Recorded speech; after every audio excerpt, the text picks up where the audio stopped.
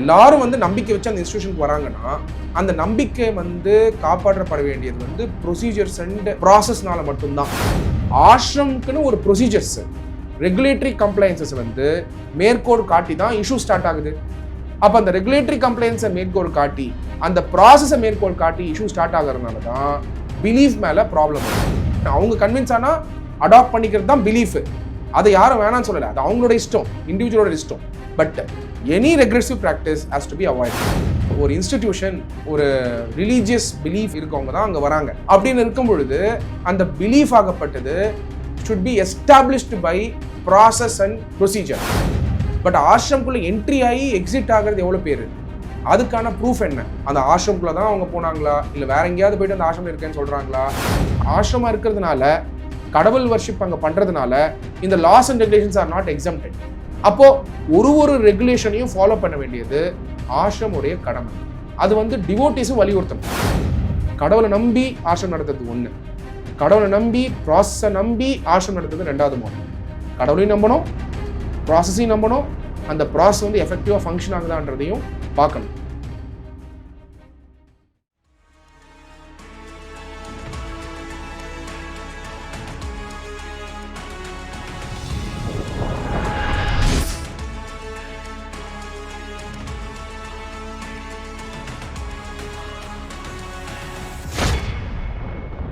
Legal tax நேயர்களுக்கு வணக்கம். இன்று நம்முடன் அட்வொகேட் டாக்டர் எம் சத்யகுமார் இணைந்துள்ளார். வணக்கம் சார். வணக்கம் நவநீத். ஈஷா தொடர்பான ஆட்கொணர்வு மனுவை சுப்ரீம் கோர்ட் விசாரிக்கும் போது தமிழ்நாடு போலீஸ் கிட்ட ஈஷா சம்பந்தமான வழக்குகளோட ரிப்போர்ட்டை கேட்டிருந்தாங்க. அந்த ரிப்போர்ட்டு போலீஸ் சப்மிட் பண்ணிட்டாங்க. அந்த ரிப்போர்ட்ல என்ன குறிப்பிட்டிருக்காங்கன்னா, ஈஷாவில் சேர்ந்து காணாமல் போனவங்களை பற்றி போலீஸாலேயே கண்டுபிடிக்க முடியல. மேலும் ஈஷாவில் வந்து தகன மேடை இருக்கு, அதுக்கப்புறம் ஈஷாவில் கொடுக்கக்கூடிய மருந்து வந்து எக்ஸ்பயரான மருந்து, இது மாதிரி பல குற்றச்சாட்டுகளை போலீஸ் வந்து வச்சிருக்காங்க. சார், இதை பத்தி நீங்க என்ன நினைக்கிறீங்க? ஈஷா யோகா மையம் பத்தி இப்போ வந்து சுப்ரீம் கோர்ட்ல வந்து முக்கியமான அப்சர்வேஷன்ஸ் வந்திருக்கு நவநீத். இந்த அப்சர்வேஷன் ஆகப்பட்டது அக்டோபர் 18 வந்த அப்சர்வேஷன்ஸ். அதில் என்ன சொல்லியிருக்காங்கன்னா, proceedings can be to malign institutions அப்படின்னு சொல்லியிருக்காங்க சுப்ரீம் கோர்ட்டு. எஸ்பெஷலாக வந்து சிஜே வந்து சில அப்சர்வேஷன்ஸை கொடுத்துருக்காரு. இது யார் முன்னாடி வந்தது, எந்த பெஞ்ச் முன்னாடி வந்ததுன்னா, சுப்ரீம் கோர்ட்டில் chief justice of India DY Chandrachud, lordship justice JB Pardiwala, lordship justice Manoj Misra, இவங்க முன்னாடி தான் இந்த மேட்ரு வந்துச்சு. ஃபஸ்ட் ஹியரிங்கில் வரும்போது என்ன சொன்னாங்கன்னா, ஹைகோர்ட்டோட ப்ரொசீடிங்ஸ் எல்லாத்தையுமே இங்கே ட்ரான்ஸ்ஃபர் பண்ணிவிடுங்க. அதுக்கப்புறம் வந்து போலீஸ் வந்து ஹைகோர்ட்டில் ஆர்டர் பண்ணியிருந்தாங்க இன்வெஸ்டிகேஷன் ஸ்டேட்டஸ் கொடுங்கன்னு. அந்த இன்வெஸ்டிகேஷன் ஸ்டேட்டஸை போலீஸ் வந்து சுப்ரீம் கோர்ட்டில் கொடுத்தாங்க. அப்படி கொடுக்கும் பொழுது முக்கியமான சில அப்சர்வேஷன் வந்திருக்கு நவநீத். என்ன அப்சர்வேஷன்னா, article 226 of the constitution of இந்தியாவில் பல ரிட்ஸ் இருக்கு நவநீத். அதில் முக்கியமாக writ of habeas corpus petition, ஆட்கொணு மனுன்னு சொல்லுவோம்.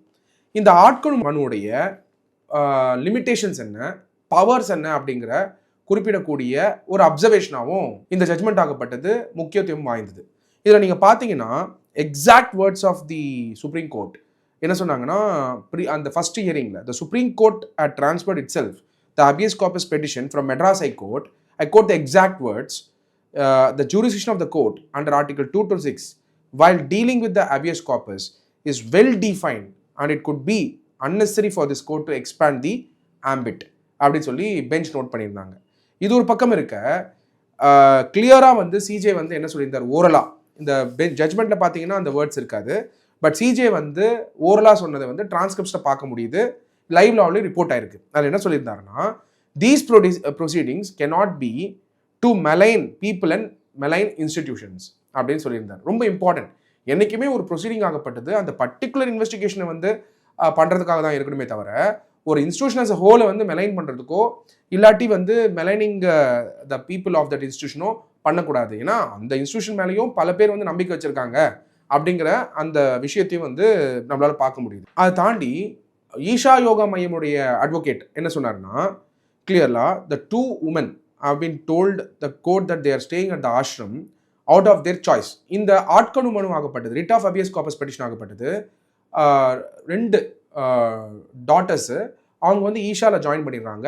அவங்களுடைய தந்தை காமராஜ் அவர் வந்து இந்த பெட்டிஷன் போட்டார், மெட்ராஸ் ஹைகோர்ட்ல இருந்து, அதுக்கப்புறம் சப்சிக்வெண்ட்டாக சுப்ரீம் கோர்ட் போச்சு.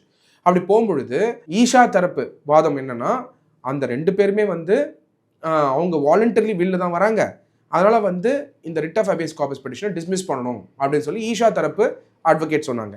இதில் முக்கியமாக பார்த்தீங்கன்னா அதில் சொல்லியிருக்க எக்ஸாக்ட் வேர்ட்ஸு என்ன சொல்லியிருக்காங்கன்னா, in habeas corpus what high court has done is unwarranted, this affects us and we have lakhs of followers அப்படின்னு சொல்கிறாங்க.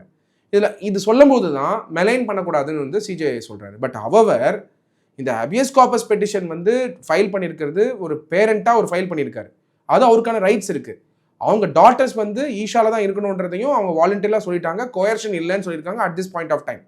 கொயர்ஷன் இல்லாமல் அவங்க ஸ்டே பண்ணுறாங்கன்னாக்க அப்போ ஆட்கொணு மனு writ of habeas corpus petition வந்து ஐடியலாக டிஸ்மிஸ் ஆகணும் அப்படிங்கிறது தான் observation of the advocate of Isha Yoga. Mukul Rohatgi வந்து ஈஷா யோகா மையத்துக்கு சார்பில் அப்பியர் ஆனார், சீனியர் அட்வொகேட் முகுல் ருத்தகி.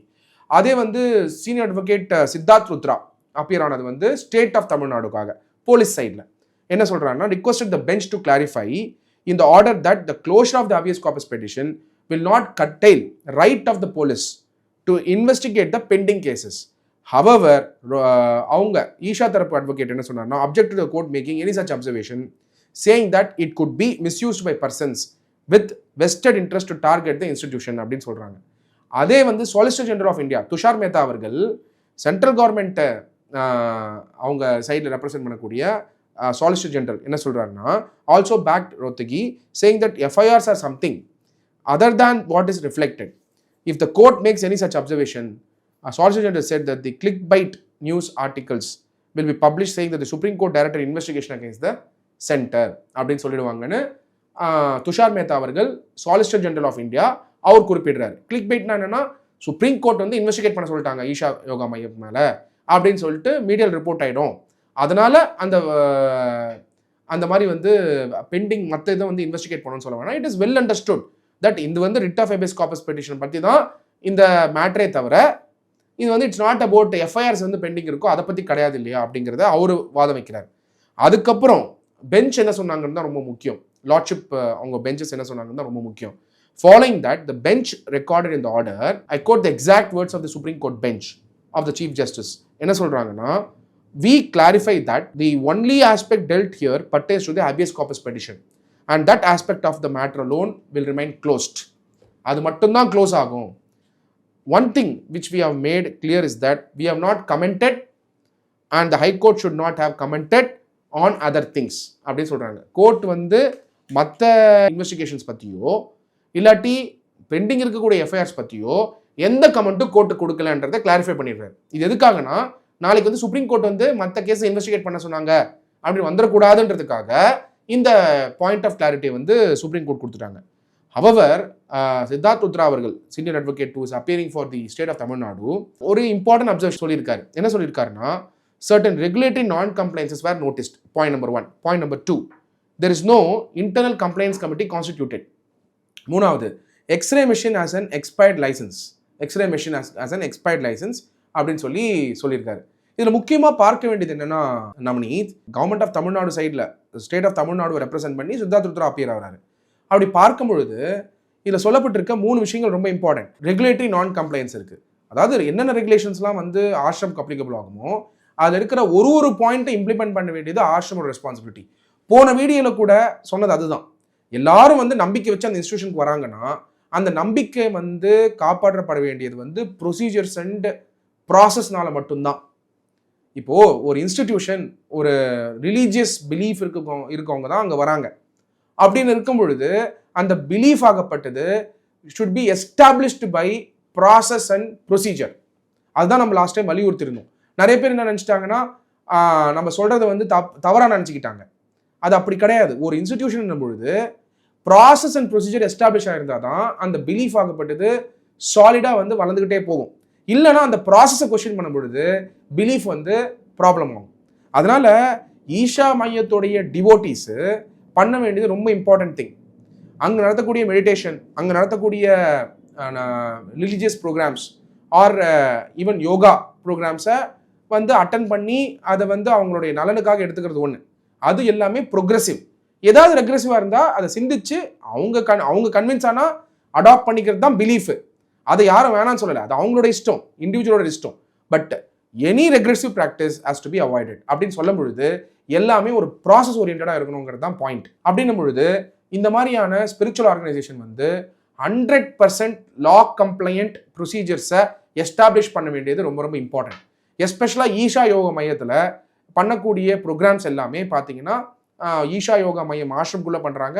சப்சிக்வெண்ட்டாக பார்த்தீங்கன்னா மகாசிவராத்திரி ப்ரோக்ராம்ஸ் பண்ணுறாங்க. லேக்ஸ் ஆஃப் டிவோட்டிஸ் வந்து அந்த ஈஷா மையத்துடைய ப்ரோக்ராமை பார்ட்டிசிபேட் பண்ணுறாங்க. ப்ரோக்ராம் வந்து வேர்ல்ட் கிளாஸாக இருக்கிறத வந்து யாருமே இல்லைன்னு சொல்லலை.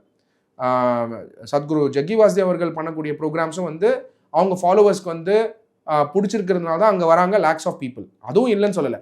பட்டு ஆஷ்ரம்க்குன்னு ஒரு ப்ரொசீஜர்ஸ், ரெகுலேட்டரி கம்ப்ளைன்சஸ் வந்து மேற்கோள் காட்டி தான் இஷ்யூ ஸ்டார்ட் ஆகுது.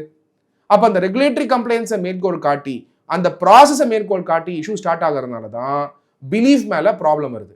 அப்போது ஒரு ஈஷா மாதிரி இருக்கக்கூடிய ஆர்கனைசேஷன், ஈஷா மட்டும் கிடையாது, ஈஷா மாதிரி இருக்கக்கூடிய ரிலீஜியஸ் ஓரியன்ட் எந்த ரிலீஜனாக இருந்தாலும் சரி, அந்த ஹிந்து மதமாக இருக்கலாம், எந்த ரிலீஜனாக இருந்தாலும் ஒரு ப்ராசஸ், ஒரு லீகல் ப்ராசஸை கம்ப்ளை பண்ண வேண்டியது ரொம்ப ரொம்ப அவசியம். இப்போது நிறுவனங்கள் எடுத்திங்கன்னு வச்சுக்கோங்களேன், கம்பெனி எடுத்திங்கன்னா பயோமெட்ரிக் டிவைஸு, அப்புறம் பார்த்தீங்கன்னா ஆக்சஸ் கார்டு, அப்புறம் வந்து இன்சூரன்ஸு, அங்கே இருக்கக்கூடிய ஒரு எம்ப்ளாயீஸ்க்கும் இன்சூரன்ஸ் போடுறாங்க. இது ஏன் இதெல்லாம் செய்கிறாங்க அப்படின்னா லாஸ் இருக்குது. இப்போ ஆஷ்ரமாவே இருந்தாலும் லேபர் லாஸை கம்ப்ளைண்ட்ஸ் பண்ணணும், லேபர் லாஸை கம்ப்ளைண்ட்ஸில் வரணும். ஆஷ்ரம்லேயே வந்து எம்ப்ளாயீஸ் இருந்தாலும் பிஎஃப் டிடக்ட் பண்ணணும். இதெல்லாம் வந்து பார்த்தீங்கன்னா ரிக்குவயர்மெண்ட், ஏன்னா எஸ்டாப்ளிஷ்மெண்ட்டில் வருது. ஸோ இதெல்லாம் வந்து ஆஷ்ரமாக இருக்கிறதுனால, கடவுள் வர்ஷிப் அங்கே பண்ணுறதுனால இந்த laws and regulations are not exempted. அப்போது ஒரு ரெகுலேஷனையும் ஃபாலோ பண்ண வேண்டியது ஆஷ்ரமுடைய கடமை. அது வந்து டிவோட்டிஸும் வலியுறுத்தணும். இப்போது டிவோட்டிஸ் போயிட்டு டிவோட்டடாக இருக்கிறது ஒன்று. ரெண்டாவது, டிவோட்டிஸ் வந்து அந்த ஆஷ்ரமுடைய பிலீஃபை வந்து என்ஹான்ஸ் பண்ணுறதுக்கு ப்ராசஸ் செட் பண்ண வேண்டியது ரொம்ப ரொம்ப அவசியம். அதனால ஈஷா யோகா மையத்துடைய ரெகுலேட்டரி கம்ப்ளைன்சஸை ஸ்ட்ரென்தன் பண்ண வேண்டியது மிக மிக அவசியம். அது ஏன்னா ஆயிரக்கணக்கான டிவோட்டிஸ் உள்ளே இருக்கிறாங்க, அந்த ஆஷ்ரம்குள்ளே இருக்காங்க. இப்போ பார்த்தீங்கன்னா தமிழ்நாடு போலீஸ் வந்து நிறைய பேர் இல்லை அப்படின்னு சொல்லி சொல்கிறாங்க. அந்த ஆஷ்ரம்குள்ளே தான் அவங்க போனாங்களா, இல்லை வேற எங்கேயாவது போயிட்டு அந்த ஆஷ்ரம் இருக்கேன்னு சொல்கிறாங்களா, அங்கே வந்து ப்ரொசீஜர் ப்ராப்பராக இல்லைன்னா உள்ள இல்லைன்னு சொல்கிறதுக்கு என்ன அத்தாச்சு வச்சுருக்காங்க அப்படிங்கிறது இன்வெஸ்டிகேஷன் தான் ப்ரூவ் பண்ணப்படும். அதே ப்ரொசீஜர் இருந்திருந்தா அந்த ப்ரொசீஜரை மேற்கோள் காட்டி இப்போ வந்து உங்களால் டிஃபெண்ட் பண்ணியிருக்க முடியும்.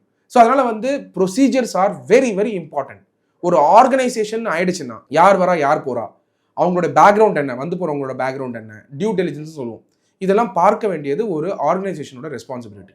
ஸோ இது I think they are doing it. இப்போ ஃபார் எக்ஸாம்பிள் யாராவது வந்து சத்குரு ஜக்கி வாசுதேவ் அவர்களை பார்க்கணும்னு சொன்னாக்க அவங்களோட பேக்ரவுண்ட் வெரிஃபை பண்ணுறது, அவங்க என்ன ப்ரொஃபைல் வெரிஃபை பண்ணுறது, அவங்க என்ன பின்புலத்தில் வராங்கன்றதை பார்க்குறாங்க. சப்சிக்வெண்ட்டாக அவங்க இன்ட்ராக்ட் பண்ணுறாங்க, போகிறாங்க. தட் இஸ் அவரை பொறுத்த வரைக்கும் அந்த ப்ரொசீஜர் ஃபாலோ பண்ணிக்கிறாங்க. பட் ஆஷ்ரம்குள்ளே என்ட்ரி ஆகி எக்ஸிட் ஆகிறது எவ்வளோ பேர், அதுக்கான ப்ரூஃப் என்ன? இப்போ நீங்கள் சில எக்ஸிபிஷன்லாம் போனீங்கன்னா ஒரு டேக் மாதிரி போட்டுருவாங்க. அதை ரெஜிஸ்டர் பண்ணோன்னே அந்த டேக் கொடுத்துருவாங்க. அந்த டேக் போட்டு வெளில வருவீங்க, அந்த டேக் கட் பண்ணி வச்சுப்பாங்க ரெக்கார்ட் பர்பஸ்க்கு. அந்த மாதிரி டேக்ஸ் இருக்கா? அந்த மாதிரி யார் எவ்வளோ பேர் உள்ள போகிறாங்க, எவ்வளோ பேர் வெளில வராங்கன்ற ரெக்கார்ட்ஸ் இருக்கா? அது இருந்தால் தான் எந்த அலிகேஷன் வந்தாலும் அவங்களால வந்து டிஃபெண்ட் பண்ணிக்க முடியும். அதனால லுத்ரா அவர்கள் ஸ்டேட் போலீஸ் கண்டுபிடிச்ச விஷயத்த சொல்கிறாரு. என்ன சொல்கிறாரு? ரெகுலேட்டரி நான் கம்ப்ளைண்ட்ஸ் இருக்குது, இன்டர்னல் கம்ப்ளைண்ட்ஸ் கமிட்டின்னு ஒன்று தேவை பாஷ் ஆக்ட் படி, அது இல்லை, கான்ஸ்டியூட் பண்ணப்படலை. அப்புறம் பார்த்தீங்கன்னா எக்ஸ்ரே மிஷின் வந்து ஒர்க் ஆகலை அப்படின்னு சொல்கிறாரு, எக்ஸ்பைரி ஆயிருக்கு அப்படின்போது எக்ஸ்ரே மிஷின் ஒர்க் ஆகாத பொழுது செக்கிங் வந்து ப்ராப்பராக நடக்கலை அப்படிங்கிற மாதிரியான பாயிண்ட்ஸ் கொண்டு வரார். அப்படி பார்க்கும்பொழுது ஆர்டரில் வந்து கிளியராக கிளாரிஃபை பண்ணிட்டாங்க சுப்ரீம் கோர்ட். என்ன கிளாரிஃபை பண்ணியிருக்காங்கன்னா, it is clarified that the closure of these proceedings will not affect any other regulatory compliance in the Isha foundation. எப்படி வந்து முகுல் ரோத்தகி அவர்கள் ஈஷா ஃபவுண்டேஷன் ரெப்ரசென்ட் பண்ணும்போது அவர் என்ன சொன்னார், நீங்கள் வந்து இந்த இன்வெஸ்டிகேட் பண்ணணும்னு சொல்லிட்டா பேப்பர்லாம் வந்து இந்த மாதிரி வந்துடும், சுப்ரீம் கோர்ட் ஆர்டர் டு இன்வெஸ்டிகேட்னு வந்துடும், அதனால் வந்து இந்த writ of habeas corpus petition மட்டும்தான் க்ளோஸ் ஆயிருக்கு, பட் மற்றது வந்து அந்தந்த ஒரு துறையும் வந்து அவங்க இன்வெஸ்டிகேட் பண்ணுற பவர் இருக்குன்னு நீங்கள் சொல்கிறதுக்கான லிபர்ட்டி வந்து சுப்ரீம் கோர்ட் வந்து எடுத்துக்கிட்டு சொன்னாங்களோ, அதே மாதிரி சித்தார்த் லுத்ரா சொன்ன பாயிண்ட்டை பேஸ் பண்ணி சுப்ரீம் கோர்ட் ஒரு அப்சர்வேஷன் கொடுத்துருக்காங்க. என்னன்னா, இந்த ரிட் ஆஃப் ஹேபியஸ் கார்பஸ் பெட்டிஷனை க்ளோஸ் பண்ணுறதுனால மற்ற இன்வெஸ்டிகேஷன்ஸ் வந்து க்ளோஸ் ஆயிடுச்சுன்னு கிடையாது அப்படிங்கிற எக்ஸ்பிளிசிட்டாகவே அப்சர்வேஷன் வந்தாச்சு. ஸோ அப்போ இப்போதைக்கு க்ளோஸ் ஆகிருக்கிற writ of habeas corpus petition ஆகப்பட்டது காமராஜ் அவர்கள் ஃபைல் பண்ண. காமராஜ் அவர்கள் 2 டாட்டர்ஸ் வந்து அவங்க ஆஷ்ரமில் வந்து மாங்ஸ் ஆயிட்டாங்க. அவங்க வந்து இன்ட்ராக்டும் பண்ணாங்க சுப்ரீம் கோர்ட்டில். இன்ட்ராக்ட் பண்ணி கிளியராக சொல்லிட்டாங்க, அவங்க வந்து அவங்களோட டெசிஷன் தான். அதுக்கு வந்து சிஜே வந்து கிளியராக சொல்லியிருக்காரு. என்ன சொல்லியிருக்காரு parents கிட்டனா, when you have grown children who are majors, you cannot file a complaint to control their lives அப்படின்னு சொல்லியிருக்காரு. அதில் முக்கியமாக சொல்லுது என்னென்னா, சிஜே வந்து சொல்லியிருக்கிறதுனா, now I have doubts whether you are appearing for a political party or you are exposing cause for your daughter அப்படின்னு சொல்லி ஒரு அப்சர்வேஷன் சொல்லும் பொழுது அதில் கிளியராக அதுக்கப்புறம் சாலிசிட்டர் ஜெனரல் வந்து சொல்கிறார், fatherly love is just a facade சொல்லிட்டு, வி ஆர் 70 years old and wife is 65 years old. We see daily newspapers of abuse everywhere. We get nightmares of how our daughters are. The council said, அதாவது அவங்களுடைய counsel சொன்னாங்க, you got there and meet them, no question of sending the போலீஸ்னு CJ சொல்லிட்டார். அதனால supreme court வந்து இந்த matter வந்து Tamil Nadu government வந்து எந்த இன்வெஸ்டிகேஷனும் இது மேலே கண்டக்ட் பண்ண வேணாம். எந்த கேஸ் மேலே? காமராஜ் அவர்கள் போட்ட கேஸு, அவங்க டாட்டர்ஸ் வந்து மாங்க் ஆகி அவங்க வாலண்டியராக இருக்கிறத சொன்னதுனால அவங்க வந்து மேஜர் அவங்க வந்து பார்த்தீங்கன்னாக்கா அவங்களுடைய வில் அண்ட் விஷில் அவங்க வாலண்டியராக அங்கே இருக்கிறாங்க, கோயர்ஷன் இல்லாதனால இந்த கேஸ் ஆகப்படுது ஃபர்தராக வந்து இன்வெஸ்டிகேட் பண்ணப்படாது பை போலீஸ். உங்களுக்கு வேணும்னா போயிட்டு உங்கள் டாட்டர்ஸ் நீங்கள் போய் பார்த்துக்கோங்க அப்படிங்கிற லிபர்ட்டி வந்து பேரண்ட்ஸ்க்கு கொடுத்துருக்காங்க. பட் போலீஸ் வந்து இதை இன்வெஸ்டிகேட் பண்ண மாட்டாங்கன்னு சொல்லிட்டு இந்த கேஸ் வந்து ரிட் ஆஃப் ஹேபியஸ் கார்பஸ் பெட்டிஷனை க்ளோஸ் பண்ணிட்டாங்க. பட் ஹவவர் மற்ற ரெகுலேட்டரி நான் கம்ப்ளைன்சஸை இன்வெஸ்டிகேட் பண்ணுறதுக்கான எந்த தடையும் சுப்ரீம் கோர்ட் சொல்லலை, இன்வெஸ்டிகேட் பண்ணணும் அப்படிங்கிறது சொல்லலை. ஸோ அப்போது இப்போ it is left to the independence of the respective regulatory issues. ஒரு டிபார்ட்மெண்ட்டும் லா என்ஃபோர்ஸ்மெண்ட் ஏஜென்சிஸ் வந்து அவங்க போய் இன்வெஸ்டிகேட் பண்ணுறது அவங்களோட responsibility. At the end of the day நீங்கள் ஈஷா யோகா சென்டர் எடுத்து பார்த்தீங்கன்னா அவங்களுடைய ஸ்ட்ரக்சர் ஆஃப் த ஆர்கனைசேஷன் ஒரு ட்ரஸ்ட் மாடலில் நடக்குது அப்படின்னு வச்சுப்போம். இல்லை அவங்க வந்து சில ப்ராடக்ட்ஸ் ப்ரொடியூஸ் பண்ணுறாங்க, அது வந்து வில்லேஜ் லெவலில் வந்து ப்ரொக்யூர் பண்ணி ப்ரொடியூஸ் பண்ணுறாங்கன்னா எல்லாத்துக்குமே ஒரு ப்ராசஸ் இருக்கணும். நான் இது எல்லாத்துக்குமே ஒரு ப்ராசஸ் இருக்கணும், ஒரு ப்ரொசீஜர் இருக்கணும். அது இருந்தாலே ஆர்கனைசேஷன் வந்து நிறைய லைபிலிட்டி இருக்குது. அப்படின்னும் பொழுது டாக்டரின் ஆஃப் விகேரியஸ் லைபிலிட்டி படி எந்த இது தவறு நடந்தாலுமே ஈஷா யோகா சென்டர் தான் மேற்கோள் காட்டப்படுது அந்த ஆசிரம்குள்ள. அப்போ ஆசிரமோட பவுண்டரி எப்படி நீங்கள் வகுக்கிறீங்களோ உங்களுடைய ப்ராசஸ் எப்படி இருக்கணுங்கிறதுக்கான ஸ்டெப்ஸையும் ஃபாலோ பண்ணி ஆகணும். அதுக்கு வந்து டிவோட்டிஸ் எவ்வளோ பேர் போகிறாங்க, ஹைலி எஜுகேட்டட் டிவோட்டிஸ் எவ்வளோ பேர் இருக்காங்க. அந்த ப்ராசஸ் வந்து செட் பண்ணி கொடுக்கறதுக்கான கேப்பபிலிட்டி இருக்குது, டெக்னாலஜியும் வந்து இம்ப்ளிமெண்ட் பண்ண வேண்டிய கட்டாயத்தில் இருக்குது. ஃபார் எக்ஸாம்பிள் ஒரு ஐடி நிறுவனம் ஐடி கம்பெனிக்குள்ளே போகும்போது எத்தனை லெவல்ஸ் ஆஃப் செக்யூரிட்டி இருக்குது. ஃபார் எக்ஸாம்பிள் வந்து டெக்னாலஜி செக்யூரிட்டி, சில கம்பெனியில் பார்த்தீங்கன்னா மொபைலில் வெளில வச்சுட்டு போக சொல்லுவாங்க, ஏன்னா அவங்க டேட்டா ரொம்ப இம்பார்ட்டண்ட். அந்த மாதிரி இந்த ஆர்கனைசேஷனில் கூட எந்த ஆர்கனைசேஷனாக இருந்தாலுமே ஸ்டாண்டர்ட் ஆப்ரேட்டிங் ப்ரொசீஜர் செட்டப் பண்ணணும். Point number 1. ரெண்டாவது அந்த ப்ராசஸ் வந்து ரொம்ப ஸ்ட்ராங்காக இருக்கணும். மூணாவது அந்த ப்ராசஸை வெரிஃபை பண்ணணும். ரெண்டாவது ரிஸ்க் அண்ட் கண்ட்ரோல் மேட்ரிக்ஸ் கொண்டு வரணும். இதுதான் ரிஸ்க் அந்த ஆர்கனைசேஷனில் என்ன கண்ட்ரோல்ஸ் இருக்குது ப்ராப்பராக, இந்த ரிஸ்க் வரக்கூடும், இந்த கண்ட்ரோல்ஸ் வச்சாதான் அந்த ரிஸ்க் வராமல் இருக்கும் அப்படின்னு அனலைஸ் பண்ணக்கூடிய ஒரு டீமை வச்சு இந்த ஆசிரமம் நடத்தணும். கடவுளை நம்பி ஆசிரமம் நடத்துறது ஒன்று, கடவுளை நம்பி ப்ராசஸை நம்பி ஆசிரமம் நடத்துறது ரெண்டாவது மாடல். கடவுளையும் நம்பணும், ப்ராசஸையும் நம்பணும், அந்த ப்ராசஸ் வந்து எஃபெக்டிவாக ஃபங்க்ஷன் ஆகுதான்றதையும் பார்க்கணும். அப்படி பண்ணாதான் லட்சக்கணக்கான டிவோட்டியோடைய நம்பிக்கை வந்து ஒரு நாளுமே ஏறிட்டு போகும். இல்லைன்னா பல சட்ட சிக்கல்களுக்கு எந்த ஆர்கனைசேஷனால வரதுக்கான வாய்ப்புகள் உண்டு. அதனால் ஈஷா யோகா மையத்துடைய சட்ட சிக்கல் பல இருந்தாலும் இப்போதைக்கு சுப்ரீம் கோர்ட் வந்து writ of habeas corpus petition வந்து திரு காமராஜ் அவர்கள் ஃபைல் பண்ணது வந்து க்ளோஸ் பண்ணிவிட்டு போலீஸ் வந்து ஃபர்தராக இது மேலே என்கொயர் பண்ண முடியாது, மற்ற கேஸ்க்கு நீங்கள் என்கொயர் பண்ணிக்கோங்க, அதுக்கு லிபர்ட்டி இருக்குன்னு சொல்லிட்டு பேரண்ட்ஸ்க்கும் வந்து உங்களுக்கும் லிபர்ட்டி இருக்குது உங்களுடைய குழந்தைங்களை பார்க்குறதுக்கு, அது யாராலையும் தடுக்க முடியாதுன்றதையும் சொல்லி இந்த பெட்டிஷனை வந்து க்ளோஸ் பண்ணியிருக்காங்க supreme court by giving all this observation. So we have to wait and watch மற்ற விஷயங்கள் ஈஷாவில் வந்து எந்த மாதிரியான டெவலப்மெண்ட்ஸ் நடக்க போகுதுன்னு. ஸோ அப்படி வந்து வெயிட் பண்ணி பார்க்கணும். நான் சார் இது ஒரு பக்கம் இருக்க தொடர்ச்சியாக ஈஷா மேலே பல அலிகேஷன்ஸ் வந்துட்டே இருக்கு சார். இப்போ கூட ரீசெண்டாக ஹைதராபாத்தை சேர்ந்த பேரண்ட்ஸ் வந்து அவங்க பையன் அந்த இன்ஸ்டியூஷனில் படிக்கிறாங்க போல, அவங்களுக்கு நடந்த அபியூஸை பற்றி எக்ஸ்போஸ் பண்ணியிருக்காங்க மீடியா முன்னாடி. இதெல்லாம் நீங்கள் எப்படி சார் பார்க்குறீங்க? டெஃபினட்டாக நவனீத், ஆக்சுவலாக இந்த மாதிரி வந்து அலிகேஷன்ஸ் ஆஃப் அபியூஸ் வந்து இப்போ வந்து வர ஆரம்பிச்சிருக்கு. இது வந்து it's a matter of investigation, we are no one to decide. So இப்போ வந்து இந்த இன்வெஸ்டிகேஷன் ஆகப்பட்டது ரெஸ்பெக்டிவ் காவல்துறையில் வந்து கம்ப்ளைண்ட் பண்ணும்போது அவங்க வந்து இன்வெஸ்டிகேஷன் பண்ண போகிறாங்க. அந்த இன்வெஸ்டிகேஷன் பண்ணதுக்கப்புறம் எஃப்ஐஆர் போட்டதுக்கப்புறம் சார்ஜ் ஷீட் அப்படிங்கிற ப்ராசஸ் ஓரியன்ட். இது எல்லாமே வந்து கிரிமினல் ப்ரொசீஜர் கோட், அதாவது நியூ பாரதிய நாகரிக் சுரக்ஷா சன்னிதா அப்படிங்கிற 2023 சட்டத்தின் படியாக இந்த இன்வெஸ்டிகேஷன் நடக்க போகுது. So it's all subject to investigation. இப்போதைக்கு அது வந்து நீங்கள் பார்த்தீங்கன்னா ஒரு ட்ரெண்டிங்காக இருக்கக்கூடிய விஷயம் வந்து ஒரு அலிகேஷன் தான் ஸ்டார்ட் ஆயிருக்கு. ஸோ அதனால் வெறும் மியர் அலிகேஷனை வந்து நம்ம எப்பயுமே வந்து கன்க்ளூட் பண்ண முடியாது, அது நடந்திருக்கா இல்லையான்றது, அது தவறு அப்படி பண்ணால். அதனால் we have to wait and watch investigation என்ன மாதிரியான அப்டேட்ஸ் வரப்போகுதுன்னு. இன்வெஸ்டிகேஷன் முடியட்டும், அதை இன்வெஸ்டிகேஷனை பேஸ் பண்ணி என்ன நியூஸ் வருது, என்ன மாதிரி ஃபேக்சுவல் இன்ஃபர்மேஷன்ஸ் வருதுன்ட்டு அதை பார்த்துட்டு டெஃபினட்டாக வந்து வி வில் சி என்ன மாதிரியான லீகல் பாயிண்ட்ஸ் அதில் இருக்குது அப்படிங்கிறத நம்ம டெஃபினட்டாக டிஸ்கஸ் பண்ணணும் நவநீத். கண்டிப்பாக சார், பொறுத்திருந்து பார்ப்போம். உங்கள் நேரத்தை ஒதுக்கி விரிவாக விளக்கம் அளித்ததற்கு நன்றி. நன்றி நவநீத்.